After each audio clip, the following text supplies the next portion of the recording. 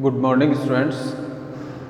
हम connective tissue study कर रहे थे और हमने देखा कि कनेक्टिव टिश्यू के 3 टाइप्स होते हैं: proper connective tissue, skeletal connective tissue and vascular connective tissue या fluid connective tissue. Proper connective tissue and skeletal connective tissue को हम प्रीवियस वीडियोज़ में स्टडी कर चुके हैं।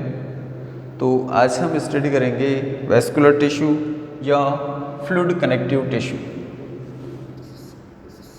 देखिए स्टूडेंट, ये ऐसे टिश्यू होते हैं जो फ्लूइड होते हैं, फ्लूइड फॉर्म में होते हैं और बॉडी की वेरियस ऑर्गन्स को एंड टिश्यूज़ को कनेक्ट करने का काम करते हैं। और इसको वैस्कुलर टिश्यू इसलिए कहते हैं क्योंकि ये बॉडी के अंदर ट्रांसपोर्टेशन का काम करता है, बॉडी में गैसेस को ट्रांसपोर्ट करता है, न्यूट्रिएंट्स को ट्रांसपोर्ट करता है। इसके अलावा वेस्ट मटेरियल को एक्सक्रीटरी ऑर्गन्स तक कैरी करता है। और ये जो टिश्यू होते हैं इनके मैट्रिक्स के अंदर फाइबर्स एब्सेंट होते हैं। जैसे हमने प्रीवियस कनेक्टिव टिश्यूज़ में देखा कि इनमें कोलेजन एंड इलास्टिन फाइबर होते हैं, तो वैस्कुलर टिश्यू में फाइबर एब्सेंट होते हैं और इसकी जो सेल्स होती है वो मैट्रिक्स का सिक्रेशन नहीं करती है।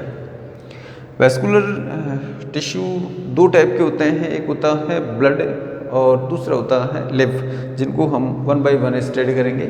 सबसे पहले हम वैस्कुलर टिश्यू की जो जनरल प्रॉपर्टी है वो देखते हैं।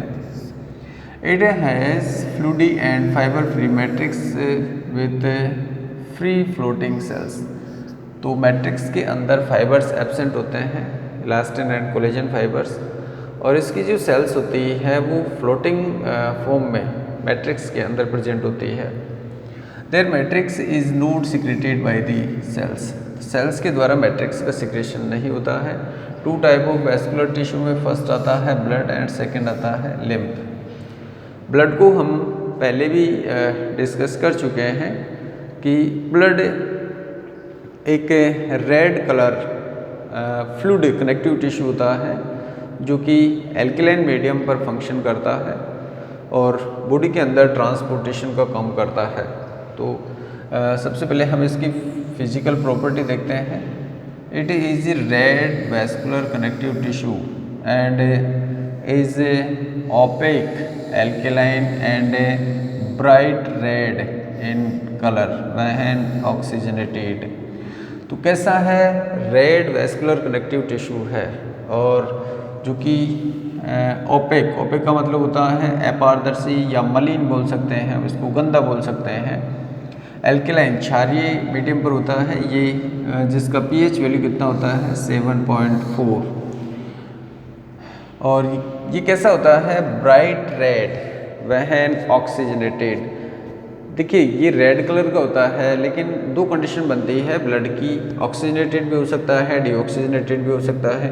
तो जब ऑक्सीजनेटेड होता है तो ये ब्राइट रेड हो जाता है और जब डीऑक्सीजनेटेड होता है तो कंडीशन तो यही है कि ये रेड कलर का ही होता है, बट उसमें शाइनिंग कम रहती है, वो कम चमकीला होता है। It forms 7 to 8% of body weight. Body weight का 7 से 8% ये बॉडी में प्रेजेंट होता है। It is most important type of vascular tissue. Chemical composition देखिए ये इसके डिफरेंट पार्ट्स हैं। केमिकल कंपोजिशन में क्या क्या आएगा इसमें देखिए। Blood is formed of 2 component.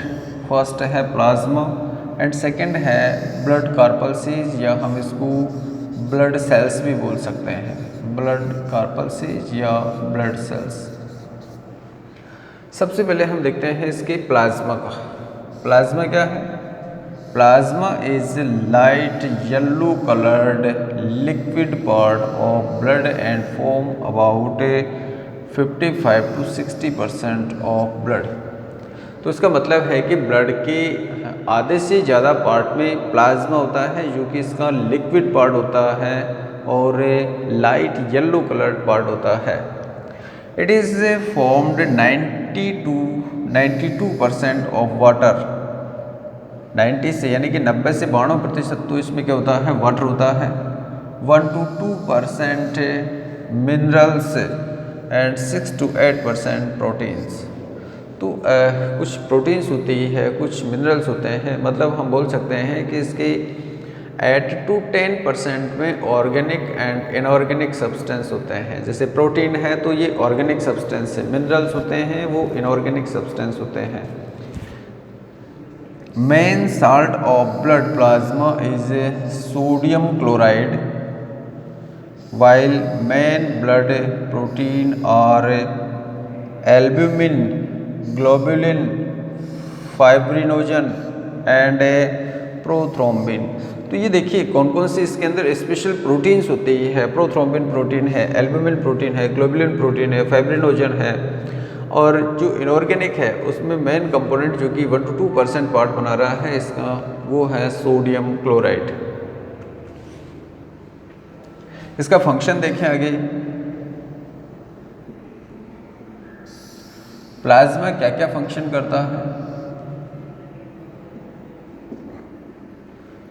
Plasma help in transportation of nutrients, waste gases, oxygen and carbon dioxide, hormones and lactic acid. तो इनका ट्रांसपोर्टेशन करता है बॉडी के अंदर।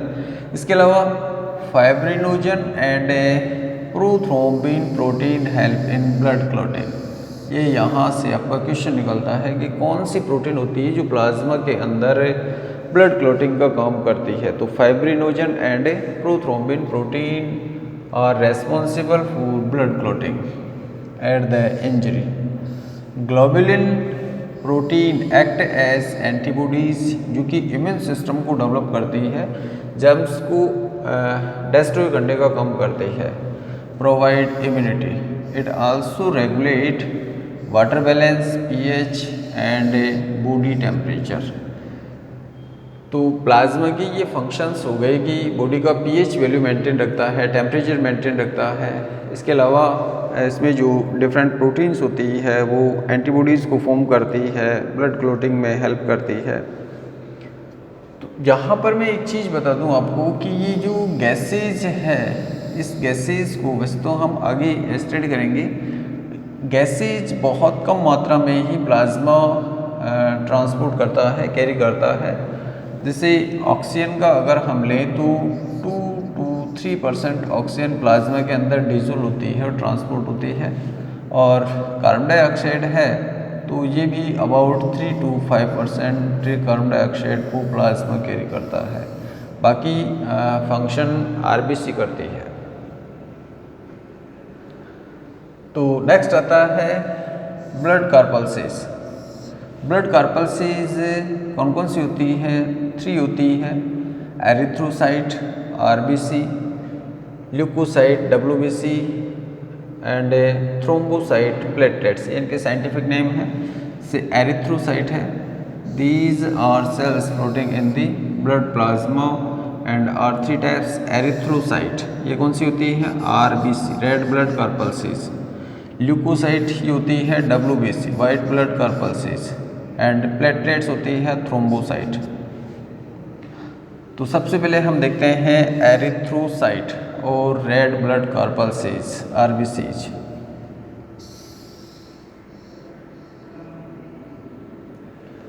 देखिए एरिथ्रोसाइट ह्यूमन आरबीसी सर्कुलर कैसी होती है? सर्कुलर होती है, बाइकॉन्केव होती है एंड डीन्यूक्लिएटेड व्हेन मैच्योर। तो मतलब मैच्योरिटी के ऊपर इसमें न्यूक्लियस एब्सेंट होता है।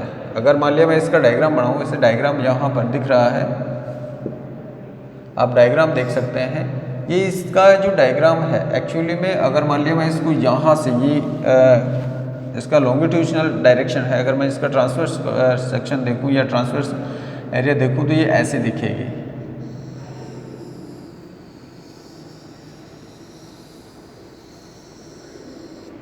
मीन्स यहाँ से अगर एक साइड से देखें तो वो कैसी है? राउंड शेप में है, ये राउंड शेप में है, बट बीच में से दबी हुई है, तो इसलिए कैसा हो गया? ये सर्कुलर बट बाइकॉन्केव होती है।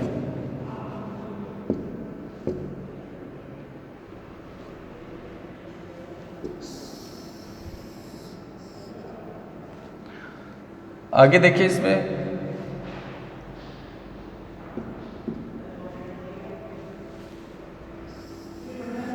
इसमें न्यूक्लियस एब्सेंट होता है। ईच अबाउट 7.5 म्यूएम, म्यूएम का मतलब होता है बेटा माइक्रोमीटर, और 1 माइक्रोमीटर किसके इक्वल होता है? 1 म्यूएम इक्वल होता है 10⁻⁻6 मीटर। 1 माइक्रोमीटर 10⁻⁻6 मीटर के इक्वल होता है। तो इसका जो डायमीटर है वो कितना है? 7.5 micrometre. These are most numerous in number, तो नंबर देखो कितना है? About 5 million per cubic mm. तो एक घन मिलीलीटर में कितनी होती है? About 5 million. Each RBC is with no nucleus and no cell organelle while has a large amount of Fe+2 containing a conjugated protein called hemoglobin। तो इसके अंदर फेरस आयंस को कंटेन करने वाली प्रोटीन होती है, जिस प्रोटीन को हम कहते हैं हीमोग्लोबिन, या बोल सकते हैं हीमोग्लोबिन एक रेड कलर पिगमेंट होता है। इसी की प्रेजेंस के कारण ब्लड का कलर रेड होता है। So appear red coloured. Human RBCs have life span about 115 to 120 days. तो 115 से 120 दिन का इनका लाइफ होता है। और अगर मैं आपको नॉलेज चाहिए तो मैं बता देता हूँ, आरबीसी प्रोड्यूस होती है वो बोन मेरो में होती है, और डेस्ट्रॉय होती है स्प्लीन में होती है।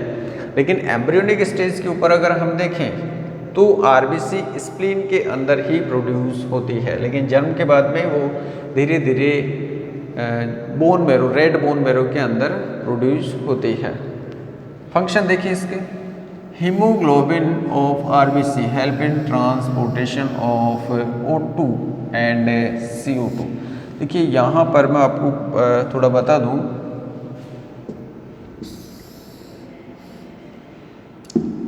हमारी बॉडी के अंदर जितनी गैसेज ट्रांसपोर्ट होती है उसका अबाउट 97 to 98% ऑक्सीजन सप्लाई होती है हीमोग्लोबिन के थ्रू। मीन्स हीमोग्लोबिन इसमें इन्वॉल्व होता है। हीमोग्लोबिन ऑक्सीजन से बाइंड होता है और बनाता है ऑक्सी हीमोग्लोबिन फॉर्म करता है, और इसी फॉर्म के अंदर ऑक्सीजन ट्रांसपोर्ट होती है। लेकिन कार्बन डाइऑक्साइड वापस कैसे आ रही है? जैसे मैंने अभी थोड़ी देर पहले बताया था कि यहाँ पर 2%, तो 2% कितनी हो जाएगी? ये प्लाज्मा के अंदर डिजोल्व हो गई, तो ये तो 100% हो गया। लेकिन कार्बन डाइऑक्साइड वापस कैसे आती है? तो देखिए 70%, अबाउट 70% कार्बन डाइऑक्साइड को कैरी करता है आरबीसी। और आरबीसी कैसे करती है? इसमें बाइकार्बोनेट आयंस के रूप में, बाइकार्बोनेट आयंस के रूप में कैरी करती है। और अबाउट 25% हीमोग्लोबिन कैरी करता है। किस फॉर्म में कैरी करता है? इसको कार्ब एमिनो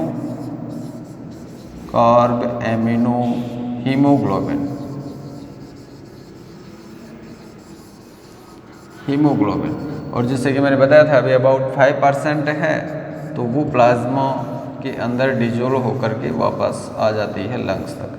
तो इस तरह से गैसेस का ट्रांसपोर्टेशन आरबीसी के थ्रू होता है। अब नेक्स्ट आता है इसके अंदर ल्यूकोसाइट।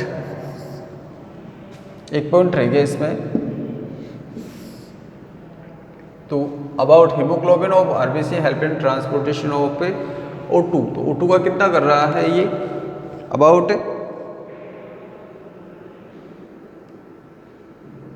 97 to 98% तक। और कार्बन डाइऑक्साइड अगर देखें तो इसमें 23 to 25% तक ये ट्रांसपोर्ट करता है। नेक्स्ट आता है हमारे पास में leucocyte, WBCs, white blood corpuscles. These are amoeboid. देखिए इनका इरेगुलर शेप होता है, इनका कोई फिक्स शेप नहीं होता है। न्यूक्लिएटेड होती है, न्यूक्लियस प्रेजेंट होता है। वाइटनेस ब्लड कार्पल्सीज, ये वाइट होती है क्यों? क्योंकि इनके अंदर किसी भी टाइप का कोई पिगमेंट नहीं पाया जाता है। These are larger in size. ये लार्जेस्ट ब्लड सेल्स होती है। जिनका 8 to 15 माइक्रोमीटर तक डायमीटर होता है, but less in number than the RBC। तो ये कितनी होती है? ये होती है 7000 per cubic mm। Leucocyte are of two types on the basis of cytoplasm granules. देखिए जो WBC होती है इनको जब साइंटिस्ट ने देखा तो इनमें दो टाइप की WBC दिखी।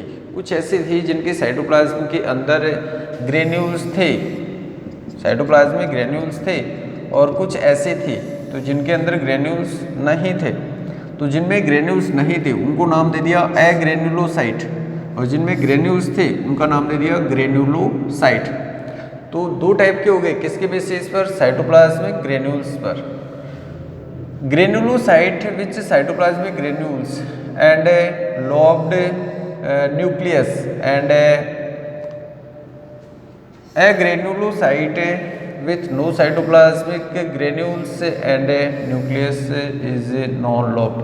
तो lobed और ग्रेन्यूल्स प्रेजेंट है, इसका मतलब ग्रेन्युलोसाइट है। और अगर लॉब्स न्यूक्लियस में एब्सेंट है, ग्रेन्यूल्स साइटोप्लाज्म में एब्सेंट है, तो उसको हम कहेंगे एग्रेन्युलोसाइट। ग्रेन्युलोसाइट देखें, ग्रेन्युलोसाइट्स आर 3 टाइप्स। ग्रेन्युलोसाइट के 3 टाइप होते हैं। न्यूट्रोफिलस, ये सबसे ज़्यादा पाई जाने वाली WBC होती है। एसिडोफिलस, ये इसको इओसिनोफिलस भी बोलते हैं। और तीसरी होती है बेसोफिलस। और एग्रेन्युलोसाइट ये 2 टाइप की होती है, एक होती है मोनोसाइट और दूसरी होती है लिम्फोसाइट। इनके सबके फंक्शन दे रखे हैं।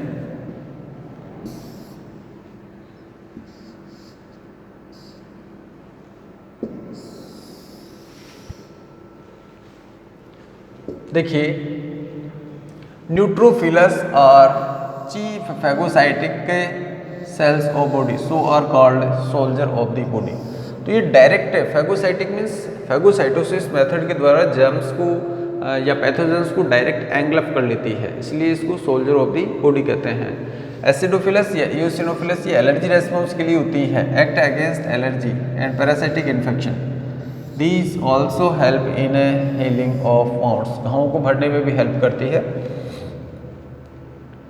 बेसोफिलस play important role in anticoagulation. Anticoagulation का मतलब होता है गाढ़ापन रोकती है, कोगुलेंट का मतलब होता है गाढ़ापन।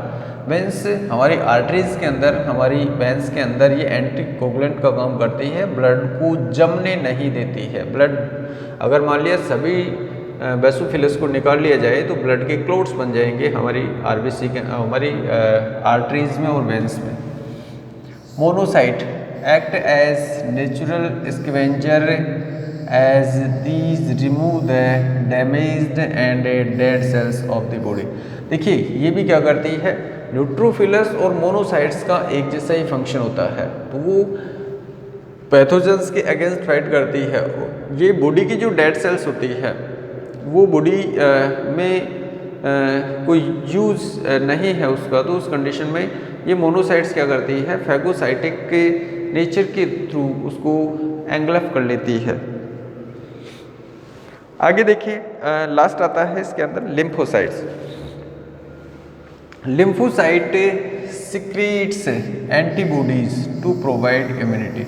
और ये लिम्फोसाइट भी 2 होती हैं, एक होती है बी लिम्फोसाइट, एक होती है बी लिम्फोसाइट और एक होता है टी लिम्फोसाइट।